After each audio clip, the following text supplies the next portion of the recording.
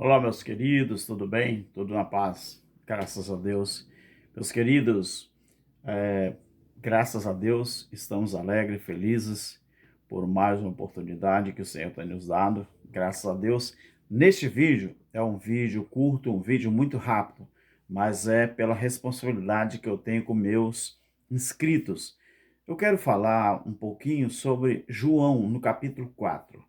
Lembra a conversa que Jesus teve com a mulher samaritana? É João capítulo 4. Gostaria de dizer que amor, na visão de certas pessoas, é somente uma palavra. Mas amor, na visão de Jesus, o amor é uma atitude. Amor, na visão de Jesus, é uma atitude e não somente uma palavra. No Monte Gerizim, ou na cidade de Samaria, lá nos samaritanos, quando Jesus conversava com a mulher samaritana, estava ali discussão duas teologias, a teologia do templo e a teologia do monte. Então, o templo samaritano que ficava lá no Monte Gerizim, às vezes você nem ainda ouviu falar. Então, ali, quando nós chegamos em João, no capítulo 4, então nós encontramos o que ali? Que estava se tratando de um assunto muito importante entre Jesus e a mulher samaritana, aquele diálogo. Deixa eu falar uma coisa para você. A rivalidade entre os samaritanos e entre os judeus, ela é de muitos séculos. Pelo menos, de acordo com 2 capítulo 17, os samaritanos, eles descendiam de povos da Mesopotâmia. Talvez você não sabia disso. Então, eles foram estabelecidos à força na região do norte de Israel. Então, foi feito isso pelo rei da Assíria, né, por ocasião. Quando que se deu isso? Por ocasião do exílio, lembra do ano de 722 a.C., aquele exílio que houve com o povo de Israel. Então, eles combinaram, eles, os samaritanos. Por isso o diálogo, por isso aquela conversa. Então, eles combinaram a adoração de Yahvé com práticas idólatras. Então, a construção de um templo samaritano dedicado a Yahvé no Monte Gerizim e o estabelecimento de um sacerdócio hereditário rival data do século IV a.C. Então, por exemplo, Joséfo informa, Flávio Joséfo, ele informa que o sumo sacerdote, preste atenção nisso aqui que é muito importante, ele informa que o sumo sacerdote Manassés, ele esteve a ponto de ser expulso de Jerusalém por causa da sua esposa estrangeira, né, que o nome dela era Nicases, que por ventura era filha do samaritano Sambalate. Lembra de Sambalate? Aquele que Neemias sofreu uma certa resistência, né? Tanto Neemias como Esdra, lembra dele? Então, essa Nicases, que era a esposa, né, de Manassés, ela era filha de Sambalate, o samaritano. Então, Sambalate, por sua vez, ele prometeu preservar o sacerdócio de Manassés e indicar ele, pasme você, indicar Manassés como governador de seu território e também construir, é interessante, e também construir ali no Monte Gerizim, além de indicar ele como o governador do território, também prometeu que construir no Monte Gerizim um templo semelhante ao templo lá de Jerusalém. Então, irmãos queridos, desde que foram feito a condição de que Manassés permanecesse casado com a sua filha. Então, isso você vai encontrar nas histórias judaicas, nas antiguidades da história judaica.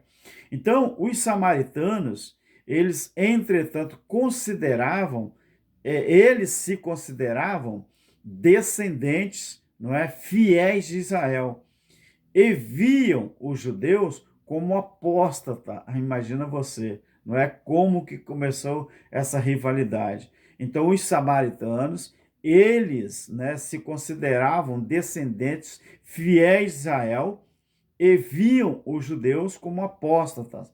Eles aceitavam apenas o Pentateuco como escritura, numa versão em que o Monte Gerizim seria o lugar escolhido para o santuário. Por quê? Porque isso você vai encontrar registrado, por exemplo, lá em Deuteronômio, capítulo 11, 29 ou 30, não é? E também essa história que eu estou relatando, né? Lá em João, capítulo 4, verso 20. Então, por isso aquele diálogo, por isso aquela pergunta. As duas teologias estavam em debate ali em questão. A mulher samaritana, ela achava que o lugar de adoração certo seria lá em Samaria, no Monte Gerizim. Porém, ela falou com Jesus: vocês que são judeus, vocês dizem que tem que ser o eterno tem que ser adorado lá em Jerusalém. Por quê? Por causa do templo.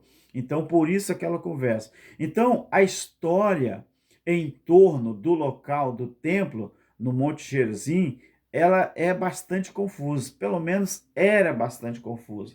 Haja vista a resposta que Jesus deu.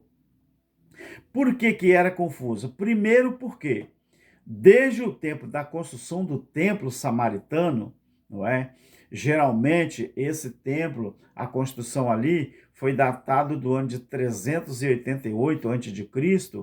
Então, Samaria, desde o tempo da construção do templo, lá, não é? O templo samaritano, né? Funcionou Samaria, a cidade de Samaria, né? Ela funcionou como templo-estado. Lembra do Vaticano? O Vaticano é assim, funciona como templo-estado, quer dizer, é um estado dentro de é um país dentro de um país, né? O Vaticano, como capital Roma, Itália, quer dizer, e o Vaticano, que tem a sua sede ali, né, aonde o Papa fica, então aquilo ali é como se fosse um estado no meio de outro estado. Quer dizer, então Samaria, ela funcionou como templo-estado sob a liderança de uma aristocracia sacerdotal própria. Você percebe alguma semelhança aqui? Você percebe alguma semelhança com Roma? Você percebe alguma semelhança com Itália? O Vaticano, você percebe a semelhança? Então, o Samaria, nessa época, ela funcionava como templo-estado, que tinha a liderança de uma aristocracia sacerdotal própria. Segundo, no período, né, da dominação grega, o templo samaritano, pelo menos é o que informa, né, a história.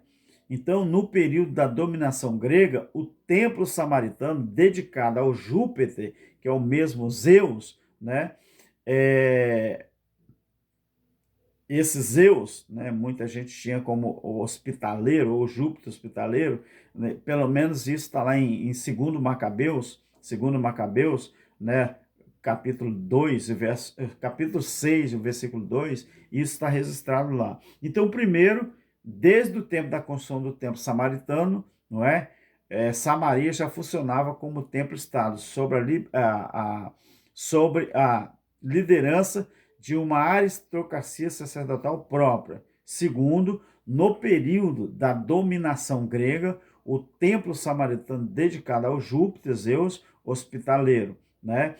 Terceiro, depois do êxito dos macabeus na guerra, o templo samaritano foi atacado e destruído, não é? Pelo sacerdote rei, que naquela época era conhecido como Asmoneu. João Hircano, em 128 a.C., né, João Hircano era o nome próprio. Asmoneu era o adjetivo do seu nome. Então, nas antiguidades, não é? Nas antiguidades judaicas também tem essa história lá. Outra coisa, querido, esse ato, não é? Esse ato, ele selou, esse ato que eu estou falando, quando o templo foi atacado, né, pelo sacerdote Asmoneu, o sacerdote rei Asmoneu João Hircano, em 128, né, antes de Cristo. Então esse ato selou uma discórdia permanente entre as duas comunidades e fundamental, não é? E fundamenta, quer dizer, o quê? Entre as duas comunidades, fundamentou-se, então, em grande parte, a hostilidade entre os judeus e entre os samaritanos, não é? Refletida no Novo Testamento, aí você vai ver lá no capítulo 4 de João, no versículo 9, não é? Então, isso você vai entender. Outra coisa, o imperador Adriano, ele construiu ali outro templo dedicado a Zeus, no século XI, né, depois de Cristo. Aí já foi depois de Cristo. O imperador Adriano construiu, né, ali outro templo dedicado a Zeus, não é? No século XI, depois de Cristo. Então, o imperador cristão Justiniano construiu uma igreja no mesmo lugar, já no século VI. Mais tarde, esse também templo, essa igreja, ela foi destruída pelos árabes no século VIII, né? No século VII. Na verdade, foi no século VII. E essa igreja que esse imperador cristão Juliano construiu foi derrubado, não é, pelos árabes. Então ali nós vemos essas coisas tudo acontecendo. Agora tem uma coisa também muito importante que os arqueólogos eles descobriram as ruínas da igreja de Justiniano, lá do templo de Adriano e do templo que João Hircano destruiu. Então as palavras da mulher samaritana, você sabe disso que está registrado em João 4. Então as palavras ali da mulher samaritana no poço refletiam a devoção dos samaritanos, não é? Refletia a devoção do povo samaritano, né? Ou pelo menos daqueles que estavam ali naquele momento. Então, para que esse local fosse pelo menos reconhecido como lugar de adoração. Então, aquela conversa, aquele diálogo que Jesus teve com ela, então refletia isso. Então, as palavras dela naquele poço refletiam a devoção dos samaritanos para com esse local. Ou seja, ela falou, nós os samaritanos, nós adoramos, foi nos ensinado que nós devemos adorar aqui no templo, porque lá em Samaria, lá em Gerizim, tinha um templo. Mas Jesus respondeu que não era nem em Jerusalém e nem em Samaria, lá no Monte Gerizim. E nós vamos ver isso, né? Então, os samaritanos, meus queridos, assim como os judeus, eles esperavam a vinda do Messias, reverenciavam Moisés como seu verdadeiro profeta e, baseados em Deuteronômio 18, eles alimentavam a esperança de que um profeta semelhante a ele surgiria para restaurar o seu santuário. Olha que interessante isso, não é? Então, os samaritanos, assim como os judeus, também esperavam a vinda de um Messias. Eles reverenciavam Moisés, né, como seu verdadeiro profeta e baseados em Deuteronômio 18, né, alimentavam então a esperança de que um profeta semelhante a ele surgiria para restaurar o santuário. Então é importante notar também, e é importante lembrar, queridos, que essa personagem messiânica, não é? Era denominada o restaurador. Você entendeu?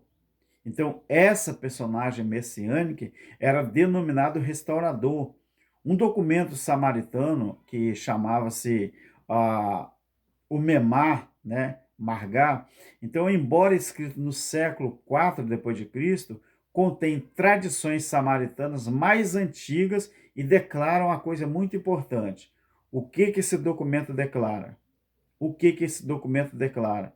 Declara uma coisa interessante. Deixe o restaurador vir com segurança e oferecer um verdadeiro sacrifício. Então o restaurador virá em paz, revelará a verdade, purificará o mundo. Olha que interessante. Purificará o mundo, além dele restaurar, vai vir em paz e purificará o mundo e estabelecerá os líderes do povo como eram em outro tempo. E isso é o que diz esse documento chamado Memar Margá. Então, a mulher samaritana, ela expressa com aquilo ali, irmãos, essa expectativa ao declarar: eu sei que o Messias virá. Lembra que ela disse a Jesus: eu sei que o Messias virá ou está por vir. Quando ela fala, quando ele vier, lembra disso que ela fala? Quando ele vier, explicará tudo para nós. Isso está no versículo 25 do capítulo 4. Então, a resposta de Jesus, ela é bem suave, como de praxe. Jesus fala assim: eu sou o Messias. Eu que estou falando com você. No versículo 26 do capítulo 4. O que eu quero falar aqui? O mais importante disso tudo é que Jesus falou que chegaria um tempo, e já chegou. Ele usa o verbo, né, na colocação, o tempo verbal do futuro, e ao mesmo tempo ele usa a colocação verbal no tempo presente que ele estava conversando. Ele falou: a hora vem e já chegou. Ou seja, a hora vem estava apontando para o futuro. Já chegou, estava apontando para aquele momento, apontando para aquele momento em que ele já estava no meio do povo. A hora vem e já chegou, em que os verdadeiros adoradores adorarão, quer dizer, o tempo verbal é futuro, não é? Adorarão ao Pai em espírito e em verdade. Estaria ele apontando para o nosso tempo? Estaria ele apontando para o pós-cruz, para o pós-juízo? Eu acredito que era o pós-juízo, porque já em Apocalipse 14:6, logo depois da consumação do juízo, o anjo já vem pré-anunciar um evangelho eterno pelo século dos séculos sem fim. Você quer saber qual é a época e o período em que nós estamos vivendo hoje?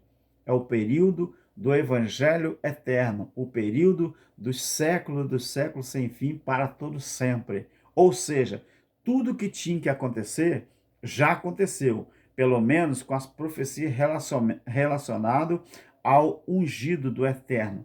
Então o que acontece? O mais importante daquele diálogo que Jesus teve com a mulher samaritana foi aquilo que ele falou: os verdadeiros adoradores. Se ele usa o verbo os verdadeiros adoradores, a frase é porque existem os falsos adoradores. Mas os verdadeiros adoradores, o Jesus de Nazaré, o Emanuel encarnado, ele diz o quê? Se existe verdadeiro adorador, é porque existe falso adorador. Agora vamos ver o que ele diz sobre a característica do verdadeiro adorador. Chegará o tempo em que os verdadeiros adoradores adorarão ao Pai em espírito e em verdade. E qual é a característica dos falsos adoradores? Eles procuram adorar ou em monte ou em templos. Não entenderam nada sobre a graça de Deus. Verdadeiro adorador, ele não precisa de religião, de um templo físico, de lugar físico. A igreja, o povo de Deus, os filhos, que hoje a nossa posição em Cristo é de filho, não é mais de noiva, não é mais de esposa, não é? Não é mais de namorado, não. Nós já vivemos o Evangelho eterno. Então, a verdadeira característica de quem entendeu o que é o Evangelho eterno, de quem entendeu o que é ser filho, a verdadeira característica é essa. Os verdadeiros adoradores adoram o Pai em espírito e em verdade. Agora, os falsos adoradores, eles acham que tem que ir num templo ou no monte. Não é assim. E isso basta para que nós venhamos entender cada vez mais a palavra do nosso eterno Criador. Assim foi. Pense nisso, meu querido. Já cumpriu. Não se deixe enganar. Tudo da palavra já se cumpriu. Então, assim como os samaritanos não entendiam nada sobre a presença física de Jesus em Israel, muitos judeus também não entenderam, mas Jesus esclarece tudo o que eles precisavam ouvir e aprender. Pense nisso. João capítulo 4 é uma aula, não é, de como se deve ser feito a verdadeira adoração. E quem foi o professor ali? O próprio Filho, o próprio Emanuel encarnado. Então, se ele disse, eu acredito. E por que você acha que os religiosos não acreditam? Porque a verdadeira adoração, ela não traz dinheiro. A verdadeira adoração não permite enganar ninguém. Só a falsa adoração que permite continuar enganando as pessoas. Pense nisso. Graça eterna a todos os meus queridos irmãos. Amém.